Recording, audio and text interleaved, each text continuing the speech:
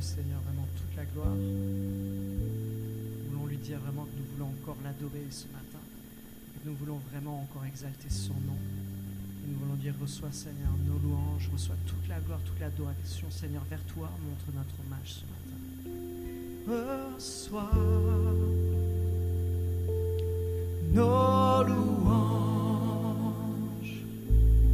que nos vies te rendent gloire. Reçois nos louanges, que nos vies te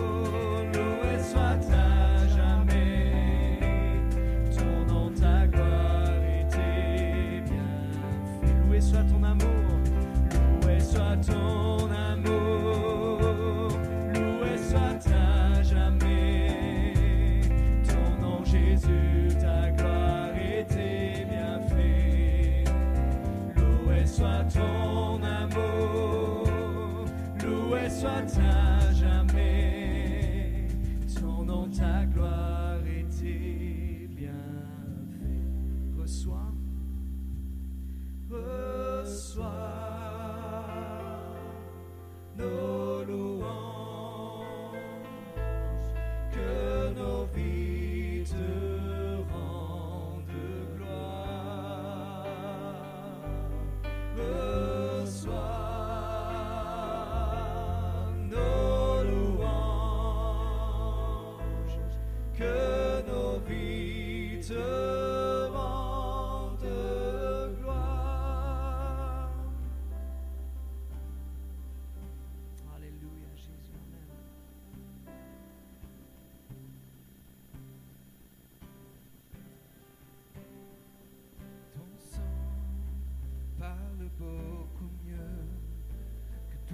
vains discours entendus sur la terre. Il parle pour ma défense, proclame la justice. Jésus, c'est ton sang.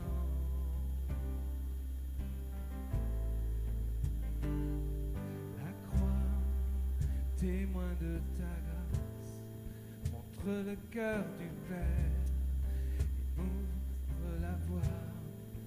Tiens, nous avançons, non par nos propres forces, mais seulement par ton sang.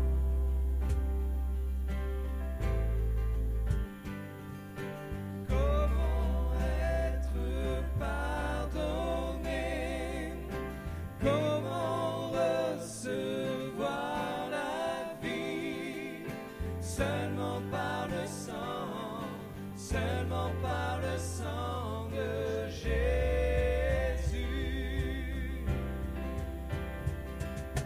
Comment être purifié, reçu comme ami de Dieu? Seulement par le sang, seulement par le sang de Jésus.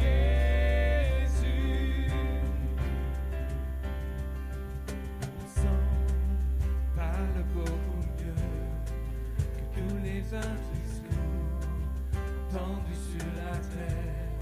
Il parle pour ma défense, proclame la justice. Jésus, c'est ton sang. La croix, témoin de ta grâce, montre le cœur du Père et nous ouvre la voie. Confiants, nous avançons, non par nos propres forces, Jésus, par ton sang.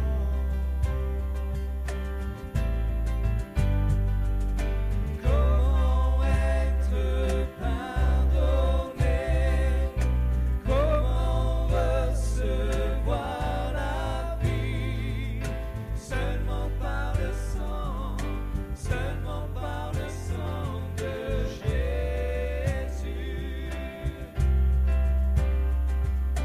Comment être purifié, reçu comme ami de Dieu?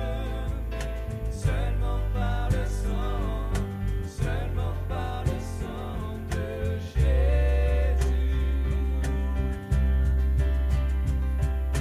Comment être pardonné? Comment recevoir la vie? Seulement par le sang, seulement par le sang de Jésus.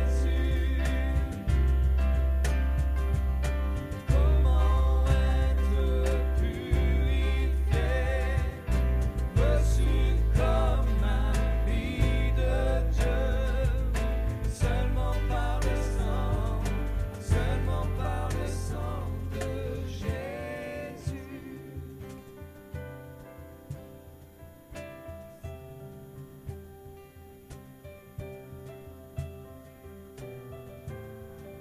Alléluia, Seigneur.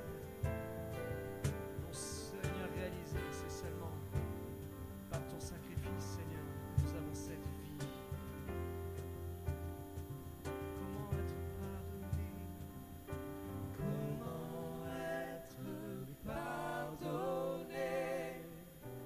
Comment recevoir la vie? Seulement par le sang, seulement par le sang de Jésus.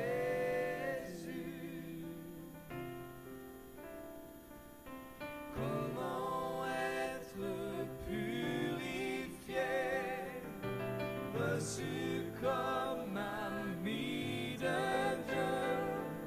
Seulement par le sang, seulement par le sang de Jésus.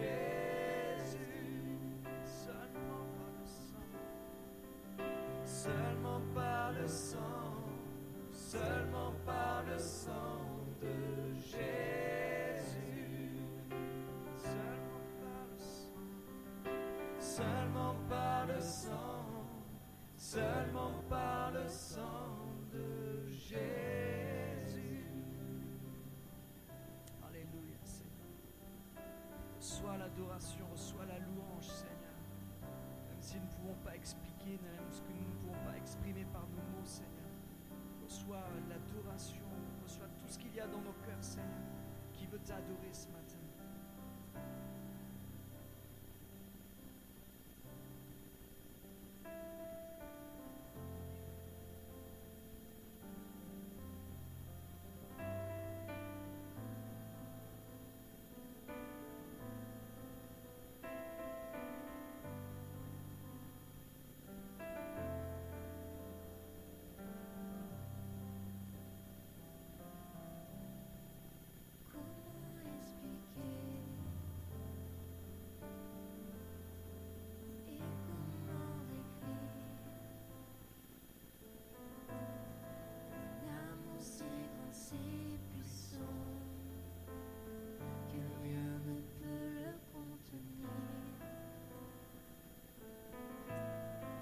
Tu sais mes espoirs,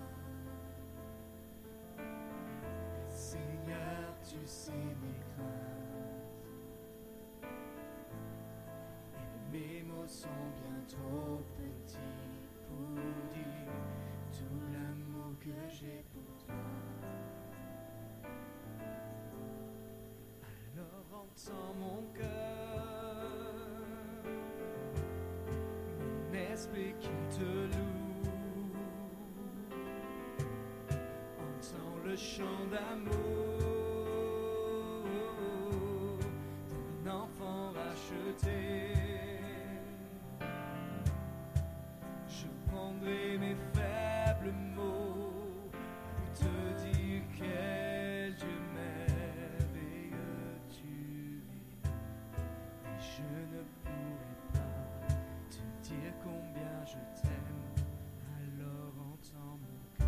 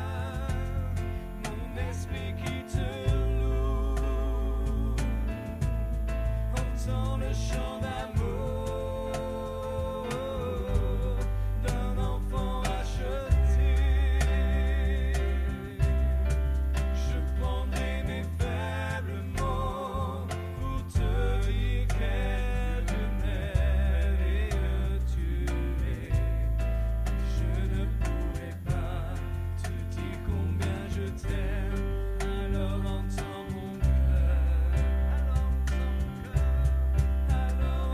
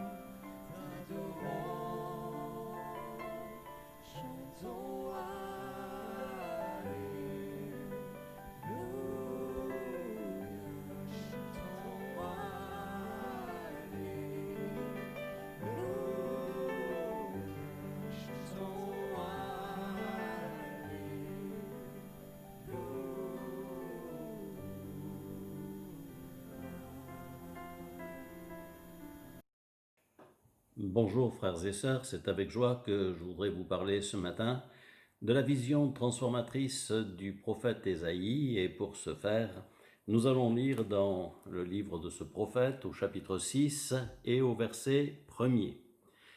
L'année de la mort du roi Osias, je vis le Seigneur assis sur un trône très élevé, et les pans de sa robe remplissaient le temple.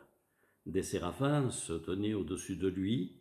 Ils avaient chacun 6 ailes, 2 dont ils se couvraient la face, 2 dont ils se couvraient les pieds, et 2 dont ils se servaient pour voler. Ils criaient l'un à l'autre et disaient « Saint, Saint, Saint est l'Éternel des armées. Toute la terre est remplie de sa gloire. » Les portes furent ébranlées dans leur fondement par la voix qui retentissait, et la maison se remplit de fumée. Alors je dis « Malheur à moi, je suis perdu, car je suis un homme dont les lèvres sont impures. J'habite au milieu d'un peuple dont les lèvres sont impures, et mes yeux ont vu le roi, l'Éternel des armées. » Mais l'un des séraphins vola vers moi, tenant à la main une pierre ardente qu'il avait prise sur l'autel avec des pincettes. Il en toucha ma bouche et dit « Ceci a touché tes lèvres, ton iniquité est enlevée, et ton péché est expié. » J'entendis la voix du Seigneur disant « Qui enverrai-je et qui marchera pour nous ?» Je répondis « Me voici, envoie-moi. » Il dit alors « Va et dis à ce peuple, vous entendrez et vous ne comprendrez point. Vous verrez et vous ne saisirez point. Rends insensible le cœur de ce peuple, endurcis ses oreilles et bouche-lui les yeux, pour qu'il ne voie point de ses yeux, n'entende point de ses oreilles, ne comprenne point de son cœur, ne se convertisse point et ne soit point guéri. » Je dis « Jusqu'à quand, Seigneur ?» Et il répondit « Jusqu'à ce que les villes soient dévastées et privées d'habitants, jusqu'à ce qu'il n'y ait personne dans les maisons et que le pays soit ravagé par la solitude, jusqu'à ce que l'Éternel ait éloigné les hommes et que le pays devienne un immense désert. Et s'il reste encore 1/10 des habitants, ils seront à leur tour anéantis. Mais comme le térébinthe et le chêne conservent leur tronc quand ils sont abattus, une sainte postérité renaîtra de ce peuple. Amen. Nous avons là dans ce passage une expérience qui a bouleversé, qui a transformé la vie de cet homme, comme les visions ont pu en leur temps transformer les visions de certains hommes de Dieu en vue d'accomplir leur ministère pour le Seigneur.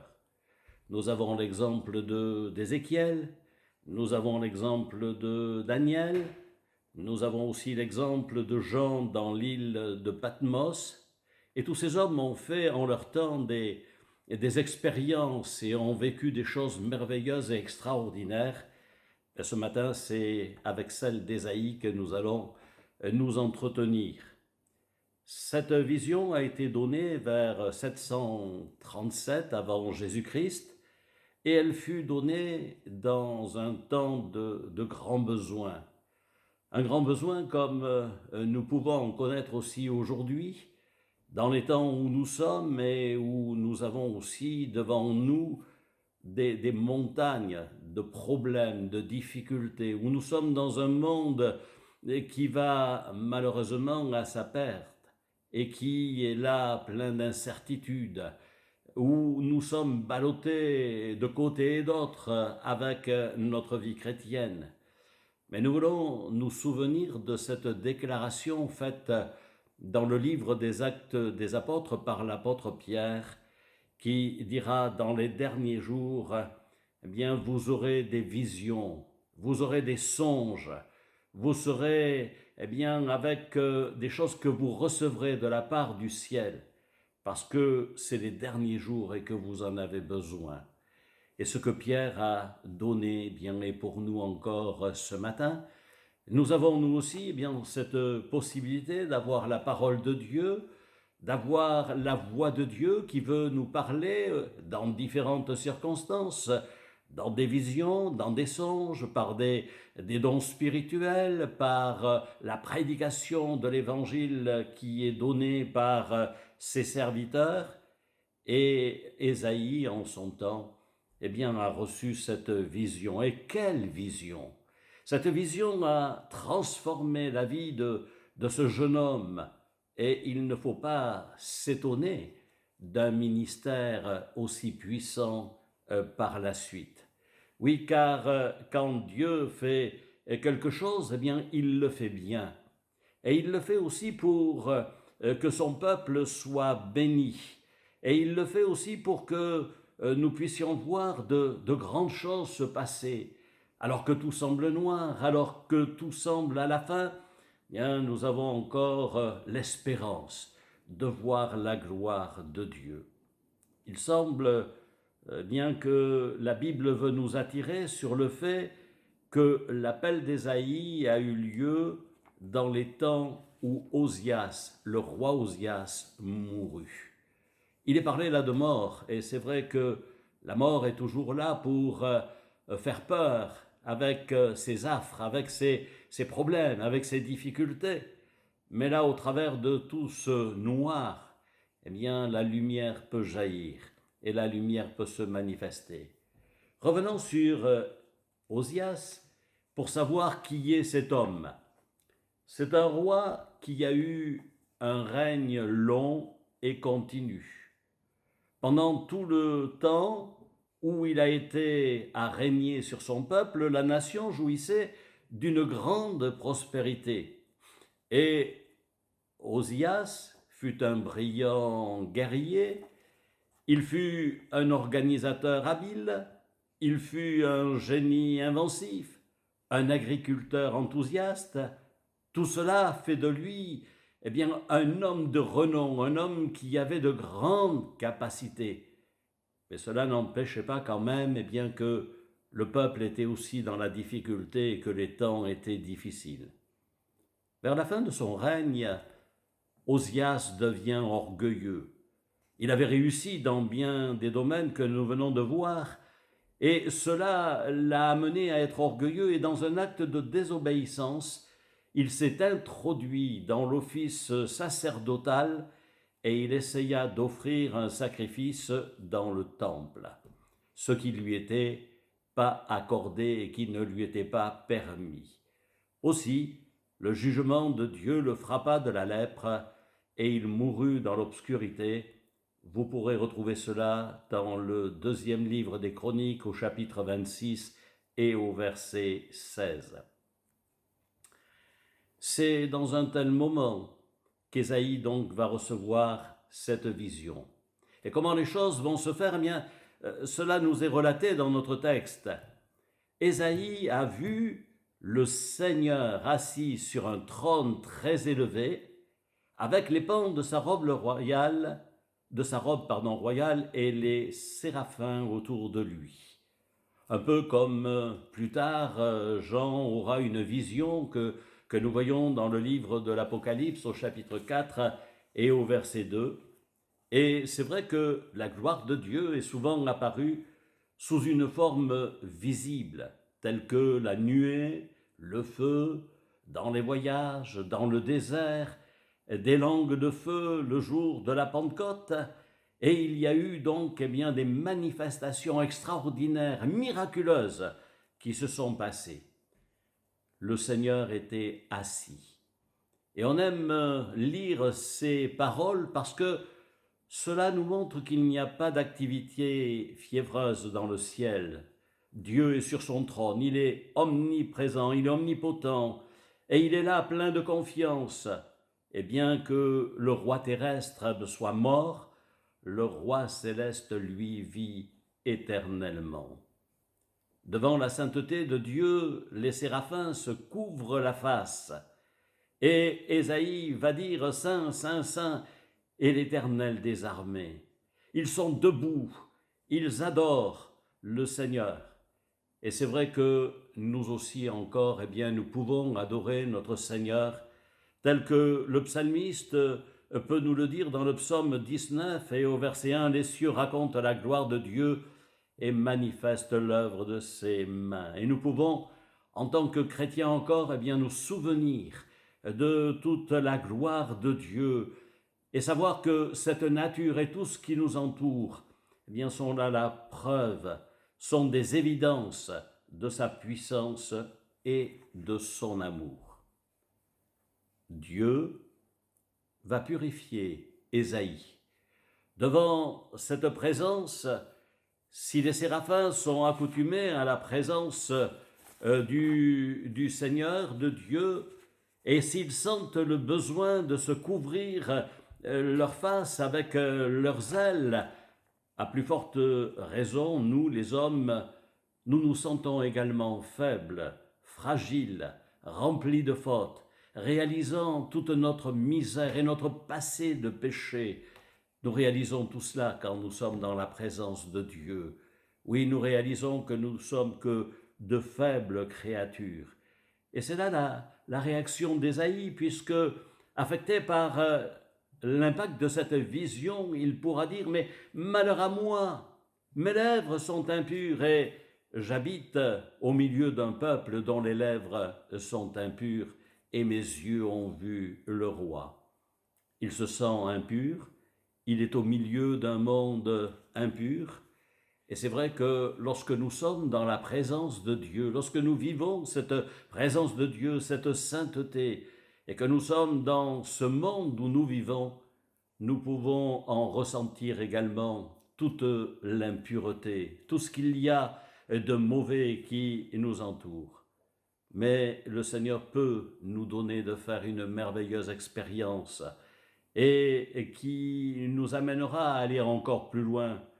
Lorsque nous voyons Ésaïe, il n'était pas un homme à se permettre des péchés grossiers de son temps. Je pense que c'était un homme qui était honnête, qui était droit, qui était sincère, qui était vrai, qui était engagé pour les choses de Dieu. Et c'est vrai que nous aussi, nous sommes lavés, purifiés par le sang de l'agneau. Mais néanmoins, nous pouvons aussi souvent dire « je suis perdu car mes lèvres sont impures » et nous réalisons encore que nous ne sommes pas parfaits. Paul pouvait le dire en disant qu'il faisait le mal qu'il ne voulait pas faire, mais le bien qu'il voulait faire, il n'arrivait pas toujours à l'accomplir, à le faire.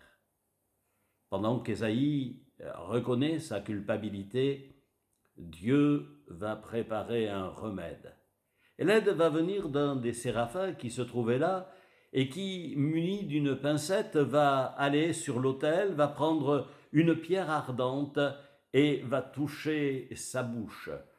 Et il lui dira ceci a touché tes lèvres, ton iniquité est enlevée et ton péché est expié. Voilà cet homme maintenant, Ésaïe, qui vient d'être touché, qui vient d'être saisi par la grâce de Dieu. Mais ce n'est pas la fin des rapports de Dieu avec Ésaïe, mais c'est bien une préparation à son ministère, à son service qui va commencer à ce moment-là. Jusque-là, il n'avait pas encore entendu l'appel de Dieu. Il servait Dieu selon les principes, selon sa foi, selon les convenances, selon ce que Dieu avait donné comme ordre au peuple d'Israël. Mais là, il va prendre conscience qu'il se trouve dans des temps plus que difficiles, et il prend conscience également que Dieu veut se servir de lui. Oui, en effet, Dieu a besoin d'hommes, Dieu a besoin de femmes, Dieu a besoin encore aujourd'hui d'appelés. Et aujourd'hui encore, il veut se manifester et faire une œuvre de sanctification dans nos cœurs et dans nos vies pour que nous soyons prêts encore à le servir et à rendre témoignage tout autour de nous. Alors Dieu va lancer un appel en disant « Mais qui enverrai-je? Qui marchera pour nous ?» À cette question qui a été, je dirais, posée à brûle-pourpoint, qui a été là annoncée, eh bien il répond tout de suite et il dit « Mais me voici, envoie-moi ». Et je crois que cela est le résultat de ce que, ayant fait cette expérience de purification, il se sent maintenant, non pas à cause de lui, mais à cause de ce qu'il a reçu de Dieu, il se sent en mesure de répondre à son appel et à dire « Eh bien, me voici, envoie-moi ». Il fallait que Dieu lui parle ainsi et il fallait qu'il soit vraiment convaincu, parce que ce que Dieu lui demande n'est pas facile, et nous le lisons dans cette dernière partie de notre texte où Dieu parle et va lui dire eh bien, un peu la teneur du message qu'il va donner, qu'il va être à devoir apporter au peuple, en lui disant qu'il ne serait pas toujours écouté, qu'il ne serait pas toujours apprécié, et que les gens ne seront pas toujours à dire oui, il a raison et on accepte. Mais lui, comme les autres, ont souvent été bafoués, et encore aujourd'hui, lorsque on annonce le message de la parole de Dieu, on peut être rejeté, on peut être refoulé, on peut encore connaître des temps qui sont durs, qui sont difficiles. Mais Dieu nous invite et il nous dit, voilà, il faut aller et il faut dire, il faut annoncer ce que je vous ai demandé. Le résultat escompté n'est pas grand, mais nous lisons ceci, une sainte postérité renaîtra de ce peuple. La vision de Dieu a toujours pour but ultime d'atteindre ce monde perdu, et c'est une vie purifiée qui peut en sentir le besoin pour être un instrument entre ses mains. Un messager a besoin de messages, et Dieu en donne un à son serviteur, sans lui promettre des choses agréables, je l'ai dit, sans lui promettre des retours faciles, mais Ésaïe va le faire. Et combien c'est merveilleux de lire tout ce livre du prophète Ésaïe avec tout ce qu'il a pu apporter au peuple, avec sa conviction, avec tout ce qu'il a donné. Et il y a vraiment des passages sublimes qui nous sont mentionnés dans ce livre du prophète Ésaïe, qui nous montre quel ministère puissant et prophétique également, puisqu'il parlera de la personne de Jésus, de celui qui est venu pour sauver l'humanité.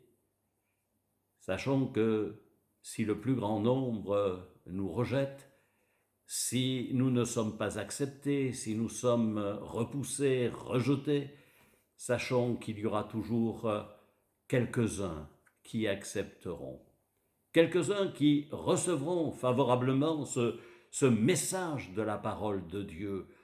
Il y a plus de joie pour un seul pécheur qui se repent que pour 99 qui n'ont pas besoin de repentance.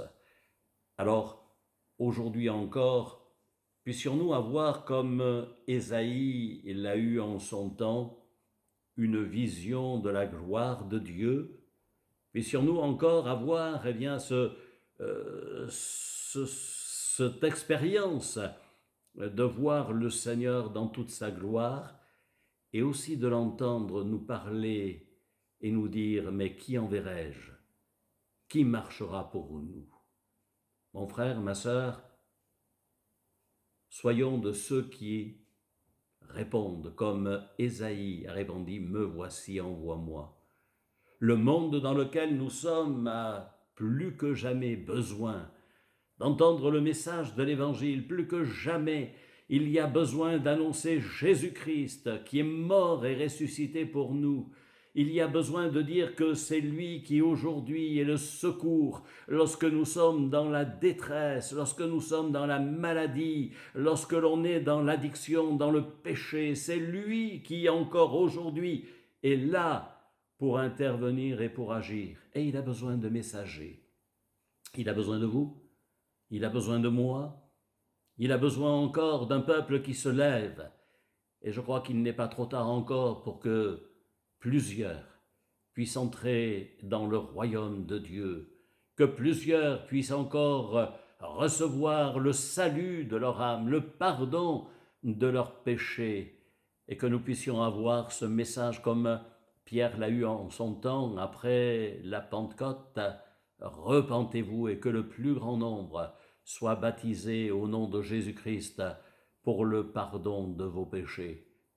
Et que nous puissions aussi voir, comme Pierre l'a vu, des milliers d'hommes et de femmes se tourner vers le Seigneur et l'accepter comme sauveur et comme maître.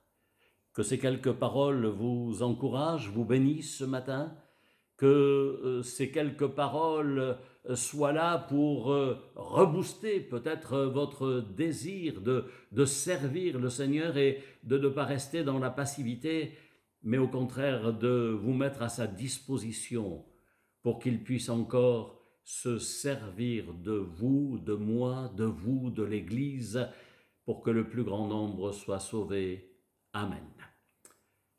Nous te remercions, Seigneur, de ce que nous sommes autour de ta parole, et cette parole, elle est là encore pour nous fortifier, pour nous bénir, pour nous inviter à être encore entre tes mains des instruments dont tu pourras te servir, des instruments malléables, prêts à faire ta volonté, prêts à répondre à ton appel, comme un jour, Philippe l'a été pour aller vers cet Éthiopien, Seigneur, et pour lui annoncer le message de la bonne nouvelle. Me voici, envoie-moi. Oui, Seigneur, c'est ce que nous voulons te dire ce matin, les uns et les autres. Me voici, envoie-moi. Nous voulons avoir, cet élan qui va nous permettre d'aller vers nos contemporains, vers ceux de notre famille, de notre ville, de notre voisinage, là où nous sommes, pour leur apporter le bon message de Jésus, pour leur dire que les choses peuvent changer et que leur vie peut être une vie différente de ceux qu'ils ont connus jusqu'à ce jour. Seigneur, nous voulons t'en remercier et te bénir dans le nom de Jésus.